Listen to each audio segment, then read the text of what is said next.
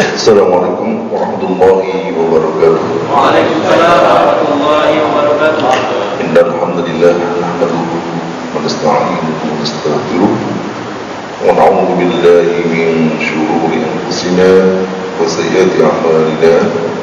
May yahdihillahu fala mudilla lahu wa may yudlil fala hadiya lahu. Asyhadu an la ilaha illallah wahdahu la syarika lahu wa asyhadu anna Muhammadan 'abduhu wa rasuluh. لا نبي ولا رسول بعده.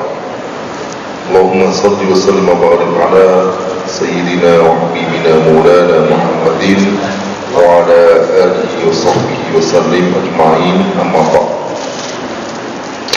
Jemaah yang dirahmati Allah Subhanahu wa taala, pada malam hari ini kita melanjutkan kajian kita masih dalam topik tentang al-iman billah, iman kepada ya. Saya ingin mantapkan kembali tentang apa yang dikaji sebelumnya, sekaligus kita akan melanjutkan ya. Berkenaan dengan iman kepada Allah, ini bisa kita kelompokkan dari dua segi. Ini berkaitan dengan al-iman biwujudillah, iman terhadap eksistensi, terhadap keberadaan Allah Subhanahu wa taala, bahwa Allah itu ada ya. Nah, ad-dalilu 'ala al-imani biwujudillahi ta'ala dalilun aqliyun. Dalil tentang iman terhadap keberadaan Allah Subhanahu wa taala itu adalah dalil akli. Mengapa? Lianna mawdu'ahu makhsusun, karena persoalannya itu, yang iman kepada wujud Allah itu adalah mahsus, bisa diindra. Tudrikuhul hawas, bisa dijangkau oleh indra, wa huwa wujudu khaliqin lil mawjudat al-mudrakah al-mahsusah, jadi keberadaan pencipta alam semesta ini yang bisa dijangkau secara indra, bisa diindra. Jadi ini yang saya sampaikan kemarin, Allah itu ada. Adanya Allah itu dalilnya akli. Akli itu artinya dengan penalaran manusia itu bisa memberikan kesimpulan bahwa Allah itu ada. Bagaimana kok bisa dikatakan akli dalilnya? Karena untuk membuktikan keberadaan Allah SWT itu cukup dengan melihat alam semesta serta isinya yang semuanya bisa dijangkau oleh indra. Ada perkataan orang Badui, orang Arab Badui ya, ketika mereka ditanya tentang keberadaan Allah, bahwa Allah itu ada, itu menggunakan satu penalaran yang sangat mudah. Mereka mengatakan al-bi'ratu tadullu 'alal ba'ir wal atharu yadullu 'alal masir. Al-bi'rah, apa bi'rah ya, tai unta, tadullu 'alal ba'ir, menunjukkan adanya unta. Wal atharu, yakni bekas telapak kaki manusia itu, yadullu 'alal masir, menunjukkan adanya orang yang berjalan. Jadi sederhana ya, dengan melihat matahari, bulan, bintang, bahkan pada diri manusia sendiri, maka manusia bisa menyimpulkan dengan akalnya bahwa ada khaliqun, ada penciptanya. Bagaimana mungkin ada suatu ciptaannya ini tanpa ada yang menciptakan gitu. Dan ini sesuatu yang maksus. Dari karena kaunal asya'il mudrakah al-mahsusah mawjudah wa amrun qadiyun. Demikian itu disebabkan karena benda-benda yang dijangkau dan diindra itu semuanya ada, mawjudah. Wa amrun qat'iyun adalah perkara yang qat'i, yang pasti. Wa kaunuha muhtajatun ila ghairiha, dan keberadaan benda-benda yang ada itu membutuhkan yang lainnya. Wa amrun qat'iyun aidan, itu juga perkara yang pasti juga. Maka fa kaunuha makhluqatan lil khaliqin amrun qat'iyun, oleh karena itu keberadaan benda-benda itu adalah makhluk yang diciptakan oleh pencipta, amrun qat'iyun, juga perkara yang pasti. Mengapa? Li'anna kaunaha muhtajatan, karena keberadaan benda-benda itu membutuhkan, yakni annaha makhluqah, itu artinya dia adalah makhluk. Ikhtiyajuna yadullu ala anna qablaha syai'an, karena kebutuhan dia kepada yang lain menunjukkan bahwa sebelumnya ada sesuatu. Fahiya laysat azaliyah, berarti dia bukan azali. Saya kira ini satu penjelasan yang sangat mudah dimengerti, ya, bahwa al-asya al-madrukah al-mudrakah al-mahsusah. Jadi ada benda-benda begini, ini semua adalah yang kita bisa indra. Ya, ada manusia, ada bulan, bintang, dan seterusnya, itu bisa diindra. Ini amrun qat'iyun, ini adalah perkara yang pasti. Ini meja, di lantai, di masjid, semua bisa diindra, pasti. Wa kaunuha muhtajatan ila ghairiha wa amrun qat'iyun aidan, bahwa semua benda-benda itu membutuhkan yang lain juga pasti. Manusia membutuhkan yang lain. Duduk ngomong begini, lama-lama butuh manusia. Lama-lama merasa lapar. Butuh itu apa? Makan. Lama-lama merasa haus. Berarti butuh apa? Dia membutuhkan yang lain dan gak bisa bergerak sendiri. Ya, ini bukti bahwa manusia itu butuh yang lain. Berarti dia bukan azali, bukan mesti ada sesuatu yang lebih dahulu daripada dia. Manusia sudah jelas. Apa? Ada penjelasan begini. Ya, misalnya air. Air ini kalau di luar sana, ya, maka dia terkena sinar matahari. Menjadi apa ini? Menjadi uap.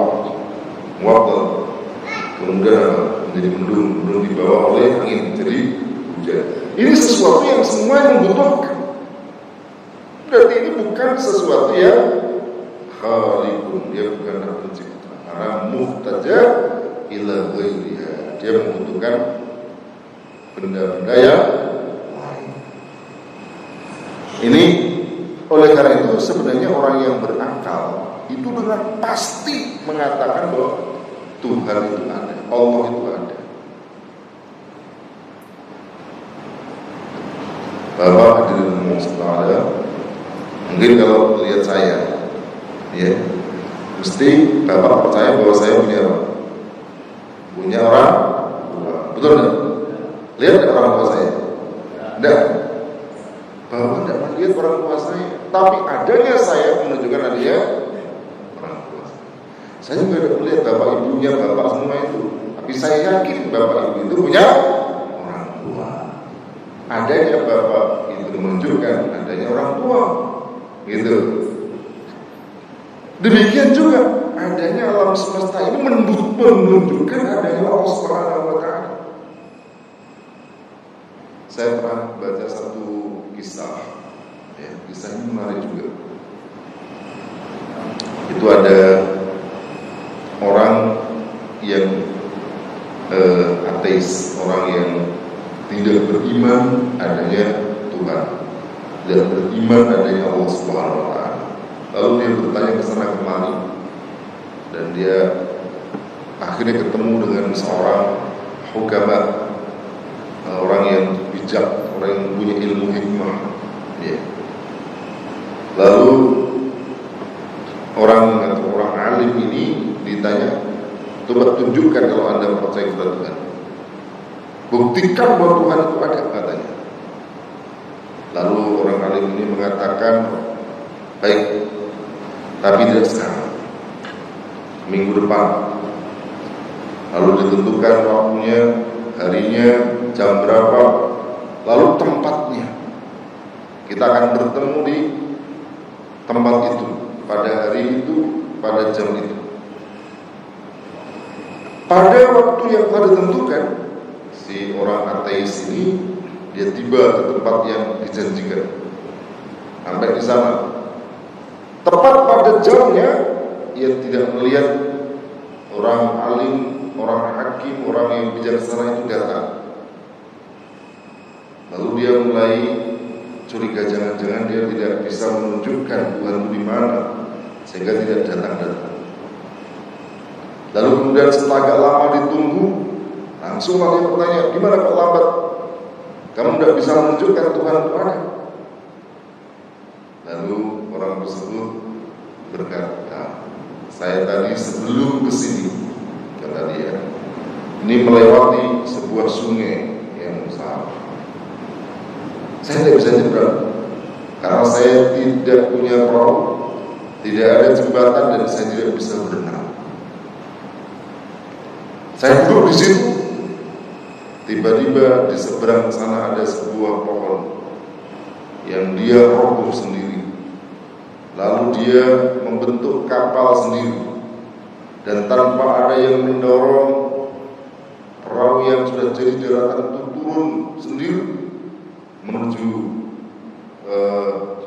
sungai, dan akhirnya menyeberang ke saya. Naiklah saya diseberangkan oleh perahu itu. Lalu si ateis ini berkomentar, kamu bohong, mana mungkin ada pohon bisa roboh sendiri, menjadi perahu sendiri, berjalan sendiri tanpa ember. Lalu ulama tadi bilang, kamu begitu saja nggak percaya, cerita begitu saja tidak percaya. Lalu bagaimana dengan bulan? Lalu bagaimana dengan matahari yang terus berputar? Siapa yang mendorongnya? Apakah ada dengan sendirinya matahari itu? Apakah ada dengan sendirinya bulan itu, bumi itu? Kalau kemudian mengitari, siapa yang mendorong, memutarnya, dan tidak pernah telat? Pernah sehari semalam tidak pernah telat, betul? 24 jam pas, dan itu berlaku ribuan tahun. Apakah itu semua ada sendiri? Apakah itu semua bisa berjalan sendiri? Lihatlah kita pohon. Kalau kita lihat depan rumah dari pohon, mungkin kita lihat sekarang dan kemarin tidak berbeda pohon. Tapi coba lihat itu, ternyata pohon itu sudah tumbuh. Mungkin dalam satu malam sekian senti daunnya, sekian senti. Lalu siapa yang membuat dia menjadi besar? Siapa yang membuat dia menjadi panjang? Siapa itu semua? Apakah ada sendiri? Nah, maka itu semua secara pasti bahwa Tuhan itu ada, Allah itu ada. Ini adalah merupakan amrun qadiyun, perkara yang pasti. Jadi kalau ada orang yang tidak percaya Tuhan Khalik, itu jelas orang yang goblok. Betul? Cuma bagaimana bisa? Kita tidak pernah tahu air yang depan saya ini pabriknya. Ada yang tahu pabriknya di mana? Kita nggak tahu pabriknya di mana ini. Ya. Tapi kita yakin bahwa ada pabriknya. Begitulah alam semesta, hingga ada namanya Khalik, yang itu menjadi azali. Dia adalah azali, itu tidak berawal, tidak berakhir. Dia awal wal akhir. Ya.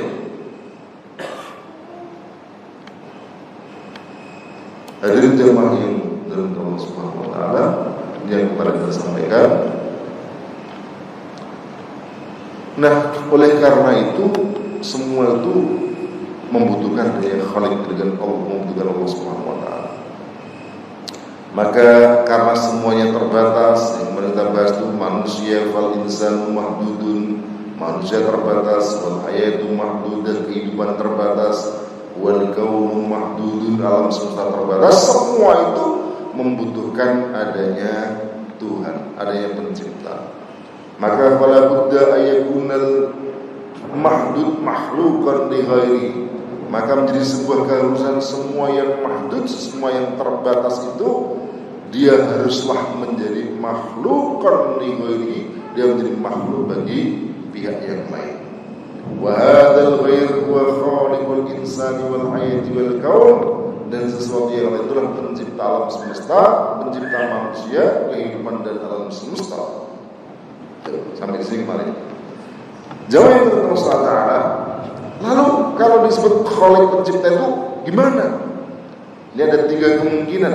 Nanti kita uji mana yang mungkin, mana yang benar. Imma ayyakuna makhluqan li ghairi. Kemungkinan pertama, dia menjadi makhluk bagi selainnya. Dia diciptakan oleh yang lain. Ya. Berarti Tuhan ada yang benar enggak? Tuhan itu ciptakan Tuhan yang lain lagi. Au khaliqan li nafsihi, atau dia menjadi pencipta dirinya sendiri, dia menciptakan dirinya sendiri. Au azaliyan, yang tidak berawal, wajib wujud, yang wajib adanya itu wajib. Ini bahas. Amma annahu makhluqun li ghairi fa batil. Adapun bahwa dia itu makhluk yang diciptakan oleh pihak lain adalah batil. Li'annahu yakunu mahdudan, karena dia menjadi mahdud, dia adalah terbatas. Berarti kalau dia diciptakan yang lain berarti bukan khaliq dong. Berarti makhluk. Kan makhluk itu artinya diciptakan. Khaliq, dia menciptakan. Tapi diciptakan yang lain berarti dia adalah makhluk, bukan khaliq. Atau kemudian yang kedua, wa amma annahu khaliqun li nafsihi, dia adalah pencipta dirinya sendiri. Batilun aidan, juga batil. Salah. Mengapa? Li'annahu yakunu makhluqan li nafsihi, karena dia menjadi makhluk terhadap dirinya, wa khaliqun nafsihi, dan menjadi pencipta dirinya, fi anin wahidin, dalam satu waktu dia menjadi pencipta sekaligus makhluk. Ini juga batilun, wa hadza batilun, dan juga batil.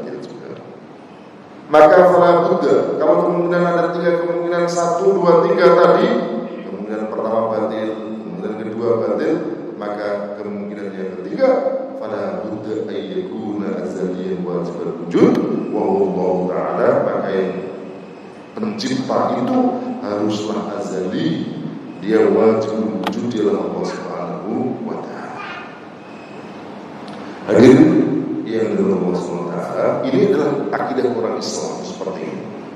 Maka sebenarnya di Allah SWT, dengan begitu tuh sebenarnya akidah Islam itu sangat jelas, berbeda dengan agama-agama yang lain. Nah, jadi saya ingin ingatkan hadirin Allah SWT, bahwa paham itu jelas-jelas bertentangan dengan Islam, keyakinan itu. Karena Allah menyebut apa? Laqad kafarul ladzina qalu innallaha salisun salasa.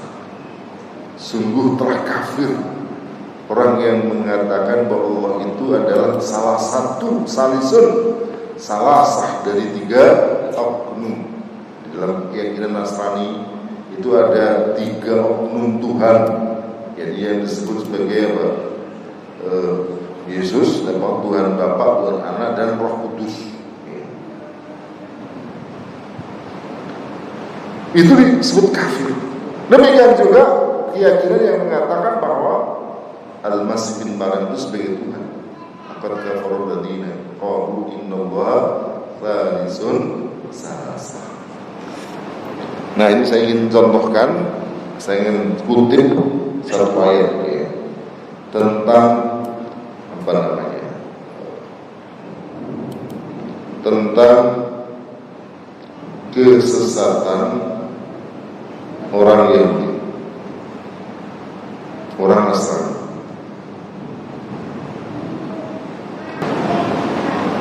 surah Al-Maidah ayat berapa ini? 116. A'udzu billahi minasy syaithanir rajim. Wa idh qala Allahu ya Isa ibn Maryam a'anta qulta lin-nasi ittakhiduni wa ummi ilahaini min dunillah. Qala subhanaka ma yakunu li an aqula ma laysa li bihaqq. In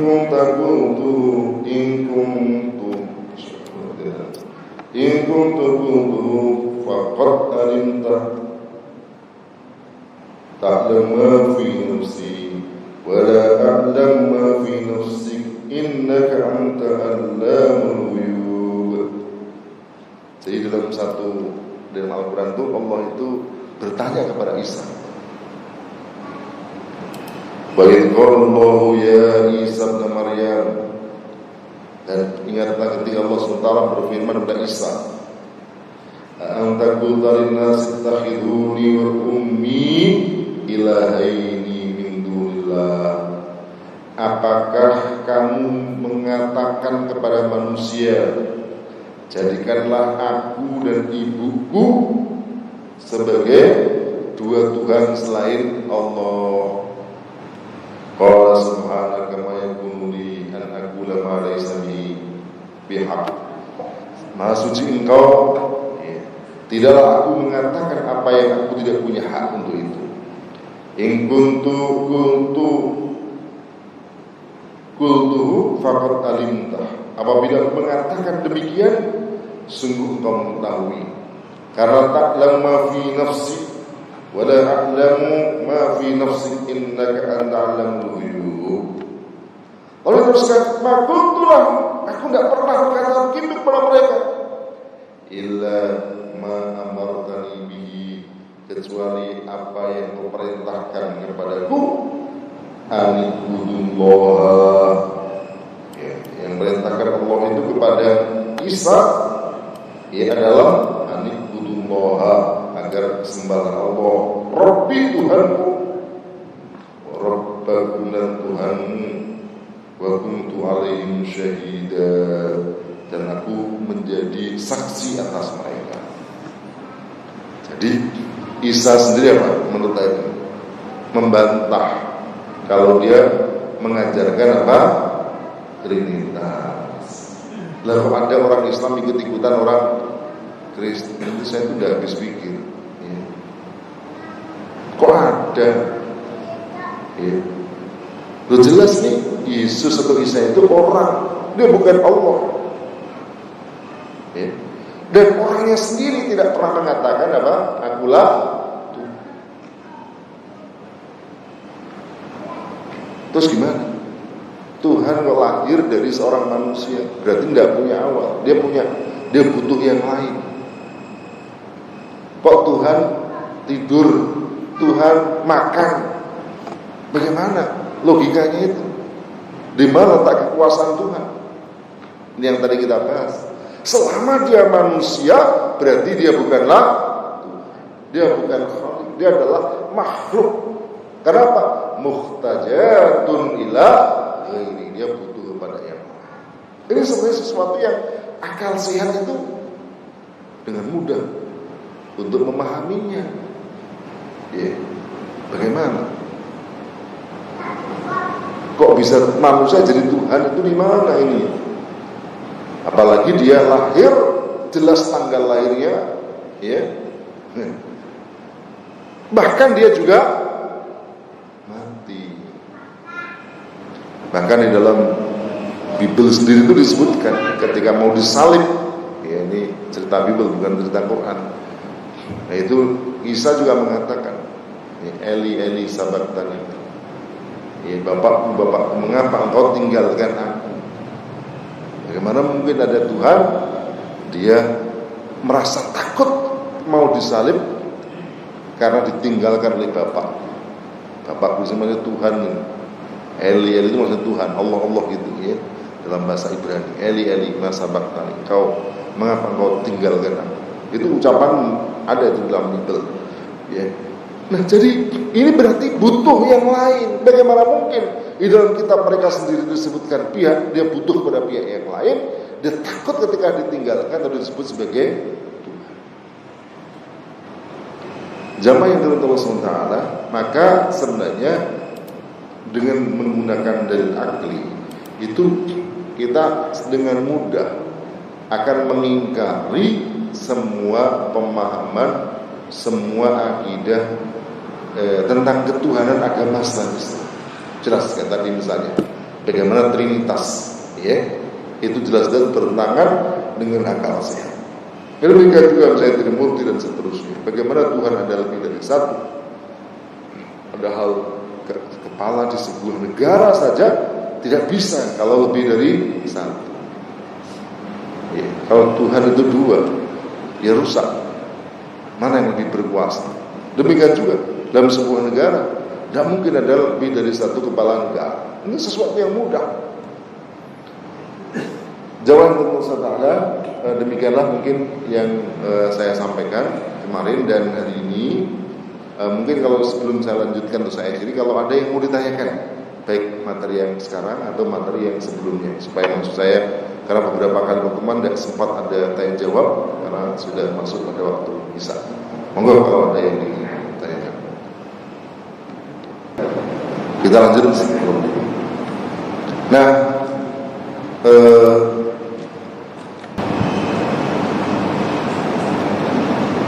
makna azali di sini ya. Wal khaliqu la budda ay yakuna azaliyan la awwala lah. Jadi al khaliq atau pencipta, Tuhan pencipta itu la budda ay yakuna azaliyan, dia haruslah azali. Azali itu la awwala lahu, tidak berawal. Kalau semua lain itu punya awal. Ini kapan dibuat? Ya, semua. Tapi Allah itu azali. Nggak ada awalnya. Ya. Itlau lam yakun azaliyan lakana makhluqan. Sebab kalau dia itu tidak azali, maksudnya dia punya awal, lakana makhluqan, maka dia adalah makhluk. La khaliqan, bukan khaliq. Jadi kalau manusia jelas bukan khaliq, kapan dilahirkan jelas. Ya. Tumbuh-tumbuhan jelas dengan khaliq, kapan dia tumbuh. Binatang kapan dia lahir. Demikian juga benda-benda alam semesta ini dia butuh yang lain. Maka fakaunuhu khaliqan yahtamu ayyakuna azaliyan. Maka keberadaan dia sebagai khaliq mengharuskan dia itu azali. Fal khaliqu azaliyun hatman. Maka al-khaliq itu adalah azali secara pasti. Siapa itu? Allahu subhanahu wa ta'ala. Dia Allah subhanahu wa ta'ala. Nah itu. Nah ini di satu sisi. Lalu kemudian Al-Quran sendiri itu ternyata memerintahkan kepada kita untuk melihat alam semesta, ya. Yang dengan melihat alam semesta itu manusia diharapkan dengan akalnya menyimpulkan, meyakini adanya Allah Subhanahu wa ta'ala. Waqad waradat mi'atul ayat fi hadzal makna. Ya, jadi banyak sekali ayat-ayat yang merintahkan seperti itu. Ya, langsung saja, misalnya saja. Inna fi khalqis samawati wal ardi wa ikhtilafil laili wan nahari laayatin li ulil albab. Sungguh dalam penciptaan langit dan bumi, pergantian langit, pergantian siang dan malam, laayatin li ulil albab, dia menjadi tanda bagi orang yang punya akal. Ulil albab, albab itu maknanya akal. Albab, aklin, ulil albab, orang yang punya akal. Kalau orang punya akal, dengan melihat penciptaan langit, bumi dan pergantian siang malam ini, sudah pasti dia meyakini adanya Allah Subhanahu wa ta'ala. Demikian contoh misalnya, demikian juga misalnya sekedar contoh. Wa min ayatihi khalqus samawati wal ardi wa ikhtilafu alsinatikum wa alwanikum inna fi dzalika laayatil lil alamin. Dan termasuk ayat-ayatnya, tanda-tanda kekuasaan Allah SWT adalah penciptaan langit dan bumi. Wa ikhtilafu alsinatikum, perbedaan bahasa kalian, Masya Allah. Kok bisa manusia itu ngomong dengan aneka ragam bahasa.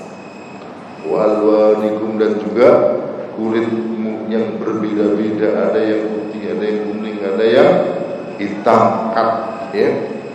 Semua itu inna fi dzalika la ayatil lil alamin, itu semua adalah menjadi tanda-tanda kekuasaan Allah bagi orang-orang yang mengetahui. Fala yanzuruna ila al-ibli kayfa khuliqat wa ila as-samaa'i kayfa rufi'at wa ila al-jibali kayfa nusibat wa ila al-ardi kayfa sutihat. Apakah mereka tidak memperhatikan ilal ibil, terhadap unta? Kaifa khuliqat, bagaimana ibil itu diciptakan Allah SWT. Masya Allah, ibil itu luar biasa. Unta itu, ya, unta itu diciptakan Allah memang istimewa di sebuah negeri yang berupa lebih banyak padang gurun seperti di Timur Tengah, di Afrika, ya. Ibil atau apa namanya, unta itu, dia kalau minum sekali, ya, itu bisa penuh itu sampai penuhnya itu. Dan setelah itu dia bisa berhari-hari, berminggu-minggu pada minum. Itu unta, ya. Dia bisa makan macam-macam, bahkan termasuk yang keras, yang duri-duri itu bisa dimakan oleh unta, ya. Jadi memang perahu itu, kapal disebut gurun. Memang Allah ciptakan gurun, tapi Allah semacam kapalnya itu adalah unta. Dan unta itu begitulah hewan yang sangat nurut, ya. Jadi kalau misalnya itu ada 20 unta itu jejer gitu, yang depan jalan, dia ikut jalan. Belok kanan, itu yang belakang itu semua ikut belok. Kemudian kalau depan itu duduk gini, semua yang belakang bisa duduk. Itu banyak sekali keseluruhan namanya unta itu. Masya Allah, ya. Itu Allah mengatakan kaifa khuliqat, bagaimana bisa diciptakan kalau tidak ada Tuhan, tidak ada Allah Subhanahu wa taala. Wa ila as-samaa'i kaifa rufi'at, bagaimana juga langit itu ditinggikan, ya. Bagaimana bisa ditinggikan? Wa ila al-jibali kaifa nusibat, bagaimana juga gunung-gunung itu ditegakkan. Wa ila al-ardi kaifa sudihat, bagaimana bumi itu dihamparkan. Bumi itu bulat, tapi dihamparkan, berarti bulatnya itu masuk besar sekali. Wong bulat aja kelihatan hamparan yang luas itu, betapa bulatnya itu begitu dahsyat. Tapi itu diputar setiap hari 24 jam, Masya Allah. Lalu ada manusia itu masih merasa lebih hebat daripada Allah Subhanahu wa taala. Berani sama Allah. Gimana ya? Dia itu dibawa oleh bumi yang berputar itu. Begitu kecilnya manusia itu, hanya satu titik di bumi yang, kalau kita naik pesawat itu coba kita bayangkan pas di atas apa namanya laut. Ya Allah, kita ini hanya setitik di atas lautan yang luas. Kita bayangkan coba kalau pesawatnya jatuh nyemplung, cuman plung gitu tok aja kita ini. Lagi itu kok berani-beraninya sombong kepada Allah, membangkang kepada Allah, berani kepada syariatnya, berani menghina agamanya. Mau mana coba? Cuma setitik aja, bayangkan itu, plung gitu tok. Masya Allah. Dan itu siapa yang mencegah hal itu terjadi? Siapa yang bisa menghalangi? Tidak ada seorang pun yang bisa menolong ketika itu terjadi kecuali Allah Subhanahu wa taala. Demikian yang dapat kami sampaikan, semoga bermanfaat. Assalamualaikum warahmatullahi wabarakatuh.